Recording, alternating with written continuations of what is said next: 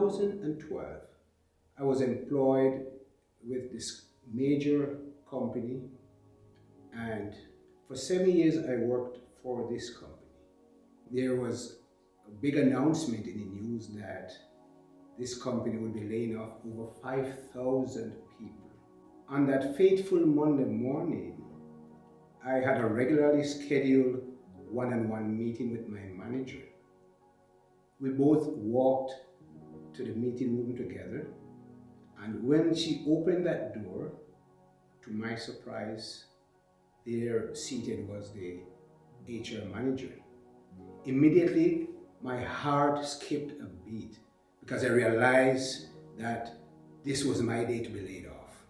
As I walked to my car, I was just singing songs of praises, surprisingly, telling him thanks for the 7 years that he gave me in this company. And then after that, we came to the realization that, wow, we've got to start all over again. We, however, gave thanks to God then and said, God, you have been so good to us. How could we forget your goodness? I applied for maybe over hundreds of, maybe over 300 jobs, I would imagine, over that 3-year period, pretty much. Because things was getting tight at the time. One thing we never forgot to do was to pay our tithe. Regardless of what was happening to us, the little that we had, we still paid our tithe. God provided some great good Samaritans in our lives. People would come by with encouragement, people would keep praying for us, or people would give us financial gifts so we could get by. And we saw the hand of God on our lives there. It was amazing because during that time, we would come to church some Sundays and we didn't know where the money was going to come from to pay the bills. That's right. And we would have people just walk up to us and say, the Lord told us to bless you with this. And just hand us like envelopes. We'd leave church on a Sunday with like 3 envelopes and it's like, oh my God, you've been so good to us. We didn't open them. Yes. We'd go home, the 3 of us would sit down, we'd pray, Yeah. and just give God thanks. Amen. And then we'd open them and oh my God, and then the tears would start to come. It was just amazing. God blessed us through those 3 years. He kept his courage, he kept his hope up. He knew that God was gonna open a door some way, somehow. This door that God opened wasn't a regular door that we walked through.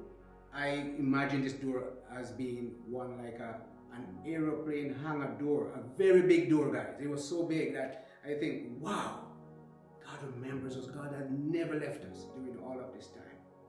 I remember when I was accepted for this position, I told my wife when I got home and my family, we cried. I mean, we were just in tears for most of the time. We prayed.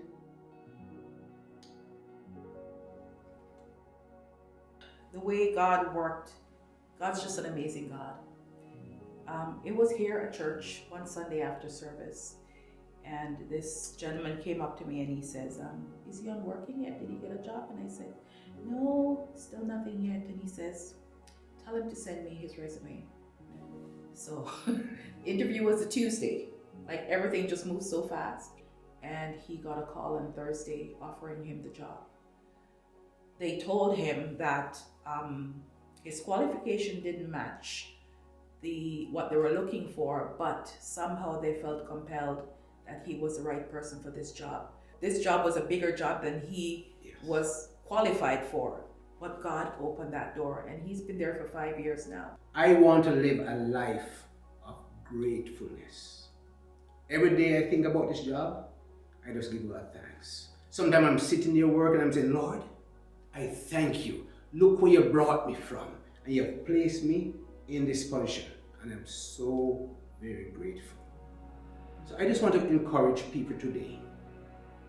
Anybody who might be going through situations in their life, I don't know what they might be going through. But I would encourage anybody, don't give up. Your miracle is on its way.